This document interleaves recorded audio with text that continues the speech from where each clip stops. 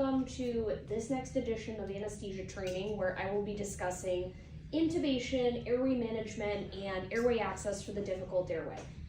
So there are many reasons why we end up intubating animals, such as providing gas anesthesia. So if you're giving animals isoflurane or sevoflurane, you need a way to deliver it that's gonna seal to the patient and is gonna not leak to the environment, which presents a risk not only for animals but for people. So providing gaseous anesthesia. And with that, oxygen and carrier gases.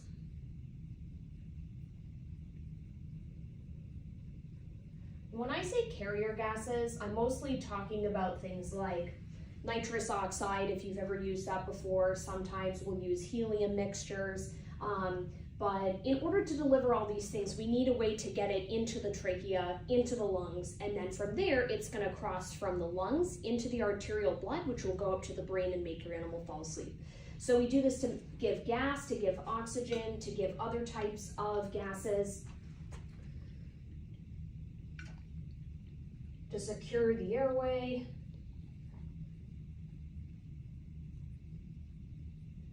and protect it from fluid aspiration.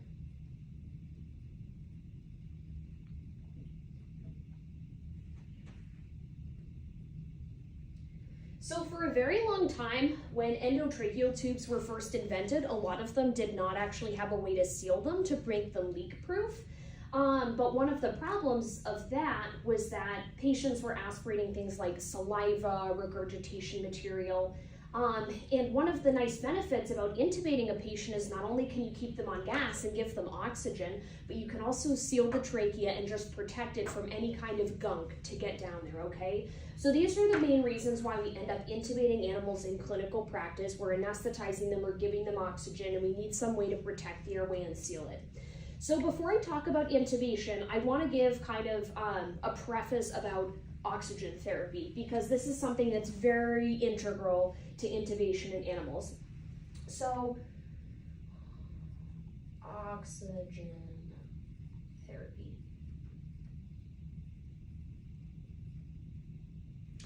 So I had a mentor who once told me the only time that oxygen is contraindicated is in paraquat toxicity. It's a South American plant. We can talk about it later. Or if the patient is on fire. And as you've probably noticed, I pre-oxygenate almost all of my patients if they'll tolerate it. And this is for a couple reasons. This protects me and this protects the patient.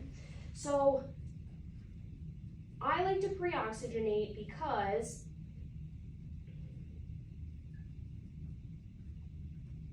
it's going to give you more time to intubate the animal before they desaturate if you didn't give them oxygen at all. Allows more time. If you induce and intubate an animal without giving them oxygen, they will usually desaturate to less than 90% in about a minute. But if you give them a couple minutes of oxygen, it's going to take them about 3 minutes to desaturate. So that means if you have any trouble intubating your animal, if you've pre-oxygenated them, you're going to protect yourself. Protect yourself, protect your patient, okay? So it gives you more time. And this might come into play for safety considerations.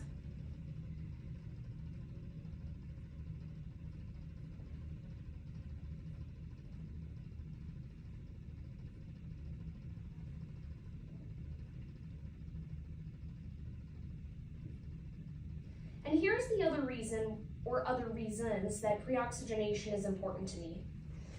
You never know if the patient is going to have a seizure, which is going to increase their oxygen consumption and then will have arrhythmias if they don't have enough oxygen circulating. So you don't know if they're going to have a seizure. You don't know if they're going to regurgitate or vomit, which is not only going to obstruct your view for intubation, but what if they aspirate? Then they'll desaturate too. You want to give yourself a safety margin, a little bit of time, okay? And the other reason is that if there's some type of obstruction, like if the airway is not normal, if the animal has had trauma during a hit by car, if there's a mass in the back of the throat, you need to give yourself more time to really sear the airway without the animal desaturating. So that's why I recommend doing it, and you should be doing this for all of your patients as long as they're not vicious. So that's the deal on pre-oxygenation. I like to do this with a mask because with a mask, you're probably going to achieve somewhere between 35 and 70% fraction-inspired oxygen, FiO2 for short. Fraction-inspired, 35 to 70%. If you just hold up the end of the hose to the animal's face, that only gives you about 25% oxygen. Hose, 25%. Room air is 21% oxygen. So unless I have an emergency, I'm not going to use a hose to pre-oxygenate the dog or cat. I'm going to get a mask, because if I get a tight-fitting face mask with a rubber diaphragm and it seals really nicely to my dog or cat's face, I'm going to get something much higher, okay? So there's hose, there's mask. You can also do things like an oxygen cage, nasal cannulas, O2 cage, probably looking at 60% oxygen. Now, obviously you wouldn't use that to pre-oxygenate an animal, but these are just so you have them as comparison, okay? So the O2 cage, probably around 60%. Nasal cannulas, now this depends on the flow rate, but you're probably gonna be looking at around 70% fraction-inspired oxygen. So just kind of important to remember that, like, if your patient is very debilitated, you always can scale up in terms of how you're providing oxygen before anesthesia. So nasal cannula is 70%. Almost goes without saying, intubation, probably getting around 100% if you're giving 100% oxygen. Makes a tremendous amount of sense, right? Okay, so that's the deal with oxygen therapy. The next thing I'm gonna move on to are actual pieces of equipment for getting into the airway. So I'm just gonna erase this for now.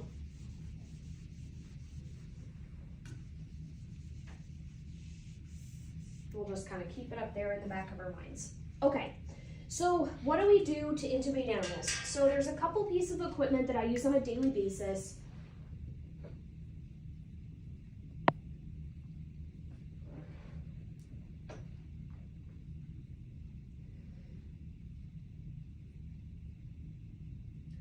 Laryngoscope, this is something I use pretty frequently. So the laryngoscope is a piece of equipment that has a metal handle like this, and when you engage the blade, it will activate a light on the end of the blade. So there are different types of blades and in different lengths, and these all have different kinds of indications. So this curved blade with this vertical flange, which is kind of like this flared bit up here, this is called a Macintosh blade. So the idea behind the Macintosh blade is that when humans are being intubated, the anesthesiologist holds it upside down and intubates the person from behind their head. So that's why it needs to be curved. It needs to kind of reach down into the person's mouth and be used. Now there's another type of blade. This is called a Miller blade, so this is a flat blade. And as you'll notice, the flange it doesn't stand nearly as proud, and it's completely straight. So my personal preference, just the way I like to do things, is I like using the Miller blade just because with the curved tip, because dogs and cats' mouths don't open very wide, I find that the curvature on the Macintosh blade kind of obstructs my view of the arytenoids and the back of the airway. So this is my preference, but you can use whatever you want. The blades come in different sizes, so actually both of these are what are called a size 4, and they go from 1 to 5, with 1 being the smallest or like the shortest, and 5 being the longest. Now again, you can do whatever you want. My personal preference is to use the longest blade possible because you never know if you're gonna have trouble seeing the back of the airway. So I just prefer to, go big. And I don't have to use the whole blade in the animal's mouth, right? I could just kind of get back there and see what I need to see. So as you can tell, There is a light on the edge of the handle, and sometimes these light bulbs blow out, but you can replace them very easily. What I will say is that if you leave the handle and the blade engaged, the light stays on, and the light can make the tip of the blade very hot, which can burn you and burn your patient. So as soon as you're done using the blade, fold it back up and put it away.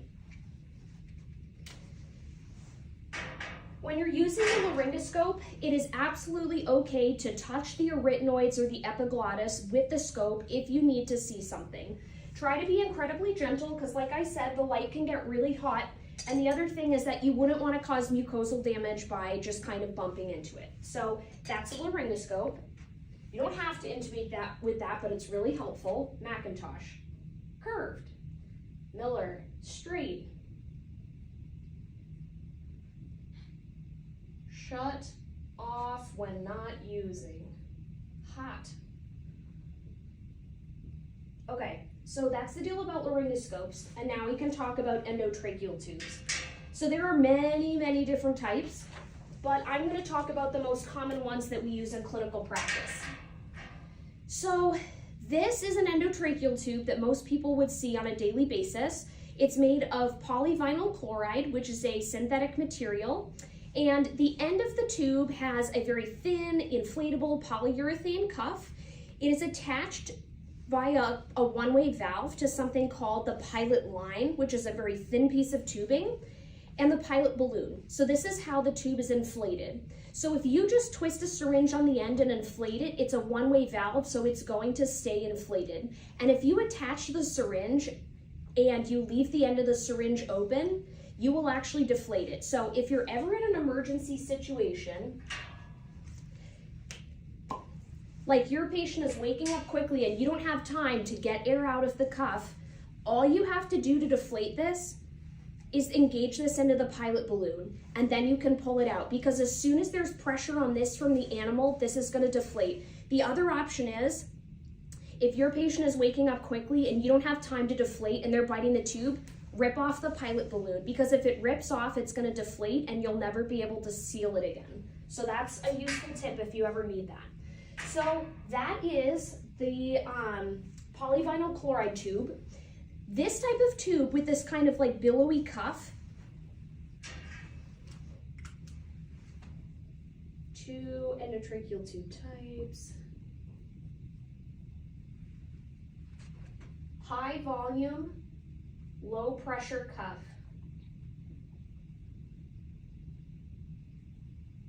So what does that mean? So basically how this tube works is that the way it seals against the airway is that the balloon inflates to a high volume. And because it's a high volume, it's meant to kind of billow out against the side of the trachea and create a seal from fluid aspiration. The pressure within that cuff is meant to be low, so the pressure in the cuff is meant to be equal to the pressure that is applied to the wall of the trachea. So the way this works is that when the patient is intubated, one person slowly inflates that pilot balloon with air until we can create a seal when we give a breath at 15 or 20 centimeters of water. And by inflating the pilot balloon very slowly, what this allows you to do is fill this balloon and seal the tube with the least amount of air possible. High volume, low pressure, that's your typical tube.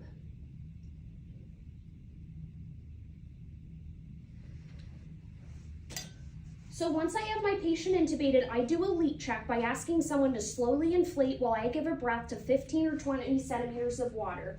In cats, I do 15 centimeters of water because they have fragile tracheas. In dogs, I will do 20 centimeters of water because they're just a little bit tougher.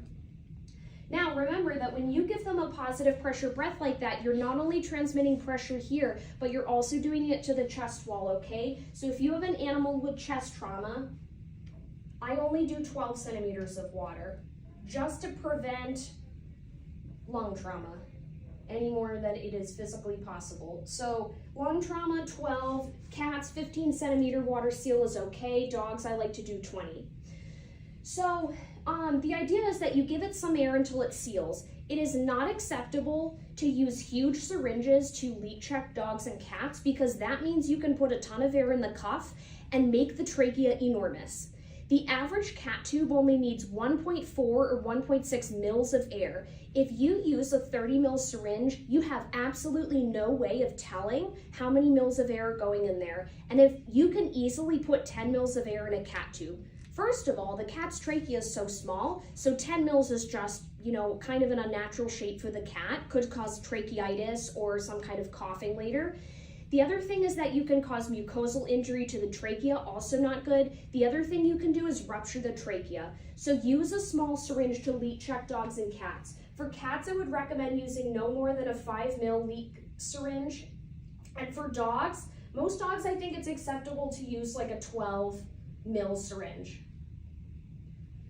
Do not inflate the cuff until it bounces back. Inflate it until it leak checks, okay?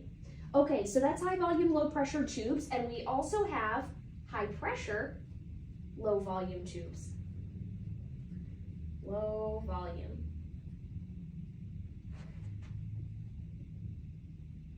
So your high volume, low pressure, those were your PVC tubes, and now your high pressure, low volume, those are silicone tubes, so these guys, okay? So these tubes are usually completely straight. They're constructed with silicone, and they usually have French sizing on the side. So both of these tubes that I have here are both a size 10, but one is silicone and one is PVC. So silicone's just a little bit more expensive than PVC, so that's why it's pretty limited in our clinical practice.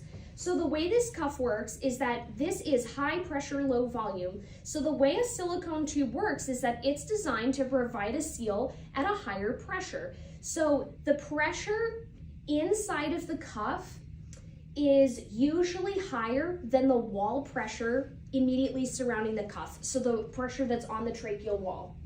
So it's fine to use either type of tubes for your patient. Generally, for dogs that are bigger than like 20 kilos that need sizes 12, 14, 16 endotracheal tubes, or horses or large animals, it's mostly going to be silicone because that is just what they're manufactured of. So 2 endotracheal tube types, there's PVC and silicone, and they have different types of cuffs, and we know how to leak check them and use the appropriate size syringe for that. So aside from endotracheal tubes, there are a couple of other ways we can get in the airway. There are sterile endotracheal tubes. So lots of people in veterinary medicine clean and reuse endotracheal tubes, which is absolutely fine. The vast majority of people, like 90% of institutions, are going to do this. And then some people will re-sterilize them. We don't know yet if sterilizing them is superior to just cleaning them. So don't say it's better, we just don't have the evidence yet. Now, if you have a patient with a super disgusting lung disease, or you have a patient that has an infectious disease, it might be better just to use a brand new tube and then throw it away at the end. The other option would be, if you do use a reusable tube, you can always re-sterilize it, but that would be my general recommendation on that. You do not have to use a sterile tube every time. Another way we can get down the trachea, let's say we can't get it intubated easily, or we need to put other equipment down the airway like a scope, a red rubber. So sometimes when I'm doing bronchoscopies on animals, if I want to provide oxygen, but the scope has to be down the trachea and the trach tube and the scope don't fit, what I'll do is that I will pass a red rubber down the trachea and then attach this part to my oxygen source. So that way I'm giving my patient oxygen so they don't desaturate, and I give that to all their tissues, but also I have something down there, right? So as you can maybe tell, one of the disadvantages of using a red rubber is that it doesn't have a cuff, so it doesn't seal. Red rubber, also an option. Good for just giving oxygen,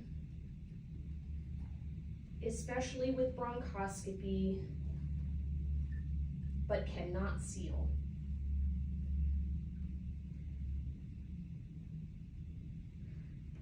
So that makes it kind of difficult, but it is a way you can give oxygen down the airway. Another indication for this sterile trach tube is you can do something like a tracheostomy, or what people will just call a trach.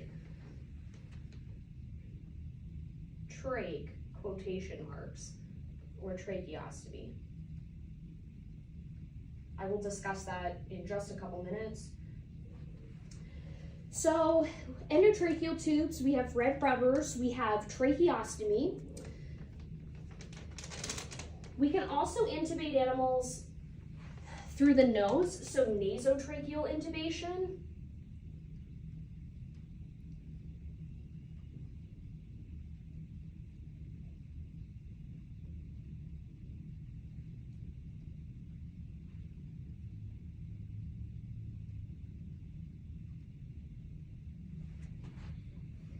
Nasotracheal intubation is where the tube is passed from the nose into the trachea. This is a really great option if your patient is having airway surgery, like physically in the larynx, or they have a really bad laryngeal disease that makes you unable to pass the tube there. This is also very good for very big animals, so like horses, alpacas, things like that. So always keep that in the back of your mind. Another option we have for intubation is endoscopic intubation. It is exactly what it sounds like. So basically what you do is that someone is going to operate an endoscopic intubation. Grab a piece of equipment here. So we're gonna pretend this green wire is an endoscope, and basically what's gonna happen is that someone is going to put the scope down the trachea and the tube is over the scope, and then from there we can kind of slide the tube into the right place. So endoscopic intubation is a really good option for when your visualization of the airway is not good. Good for challenging access. Or if you want to do something like one-sided lung intubation, which is very fancy, then we don't do it too frequently, but it's an option. So endoscopic intubation. Let me see, what else do I have? Retrograde intubation. Retrograde intubation, kind of like tracheostomy, is one of those it's my last resort kind of situations. Retrograde intubation. So this is something that's done with usually a large bore IV catheter, some type of stylet, and an endotracheal tube. So basically how retrograde intubation works is, let's say we can't get access to the patient's airway through this way or through the nose, and we haven't done a tracheostomy yet. Okay, that's not too bad. What we can do is that we can put a large bore catheter into the trachea after this area has been scrubbed, and we get the stylet fed off into the airway. And what we do is that we're gonna take some larger type of stylet, like a wire or an airway exchanger, and we're gonna put that down the catheter into the airway and have that come out the mouth. And once this comes out the mouth, all you need to do is get your tube down here and then pull your stylet or your wire out the mouth. So that is also a really great option if you don't want to proceed to a surgical airway. If you've had 3 intubation attempts without succeeding, and I mean intubation through any of these measures, the chances of you having a non-surgical airway access is pretty slim. So then there's also tracheostomy. Tracheostomy I usually say is my last resort, or the visualization is impossible, or passing the tube through the airway is going to be impossible, maybe because the arytenoids have masses, or there's a disease where they're calcified, or you just cannot see, whether you can't open the mouth. So those would all be options for tracheostomy. Visualization, access, tube port. So I would say, in order of preference, I think it would probably be for me orotracheal intubation, nasotracheal intubation, red rubber, endoscopic, retrograde, trach. And if you anticipate a patient having a difficult airway, just have out those other pieces of equipment just in case. You never want to be looking for the trach kit when you really need it. So if you have a patient that you think you can't intubate, just get that stuff ready. So that way, if you have a problem, you're not going to be worried about finding that stuff in case the patient does poorly. Okay, so those are really the options for intubation. General advice that I can also provide about intubation, when it comes to selecting endotracheal tubes, I would recommend probably getting out 3 tubes at least. The size you think it is, one higher, one lower. There's lots of really helpful guides. If you just Google like endotracheal tube sizes, dogs, and weight, it will give you a nice chart. And once you learn that chart, you'll kind of have it memorized about like, you know, this size patient needs this size tube. But here's what I can say about some general size animals, including cats, bulldogs, and big dogs.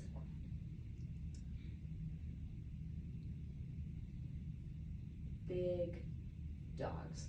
Okay, cats, size endotracheal tubes, 3.5, 4, 4.5, all day, every day. So every time I do a cat, I get out at least those 3 tubes. Bulldogs. So it really depends on the bulldog, but most of the time you're going to be running in the range of 4.5 to 6.5 or 7. So when I do bulldogs, I get out probably 5 or 6 tubes because I just want to have a buffet. Because some pugs, they're a size 4, but some English bulldogs, they're a 6.5. They're never going to be nearly as big as you think they are. So just get out a good selection. Don't just assume a 20-kilo bulldog will take an 11. They probably won't. Okay, so that's cat, bulldogs, big dogs. So when I say big dogs, I'm talking like 20 kilos at least. You're probably going to be somewhere around like 10 to 12. And all of these tubes are measured in millimeters of internal diameter. So that's how wide they are on the inside, and they're just a little bit wider on the outside. Okay, so those are sizes I usually use for those particular animals. And what I can say about intubation in general and about tubes is that when you're getting ready for a case, I want you to size, measure, seal. So basically what that means, I'm gonna put these in numbers over here. Size, measure, seal. And this kind of all talks into what I was talking about before. Remember, size. So get out, 3 to 4 tubes you think you're gonna fit your patient. So if one doesn't fit or it's not sealing, you've got one right there. So that's size, just like this. Measure. Before you intubate your dog or cat, measure the endotracheal tube to the base of the patient's neck. And when you do that, make a note about what number or landmark on the tube is at the tip of the patient's nose. Because if you only insert it that far, I can almost guarantee you, you're not gonna go down one bronchus onto one side of the lung or the other. If you sit the tube up here, it will give oxygen and gas to both sides. If you sit the tube down here, it will give oxygen and gas to one side. The CO2 is gonna be out of control, they're gonna desaturate, and they're not gonna stay asleep. That's called an endobronchial intubation. Kind of a silly way to end your day. So measure to the base of the neck and don't insert it any farther.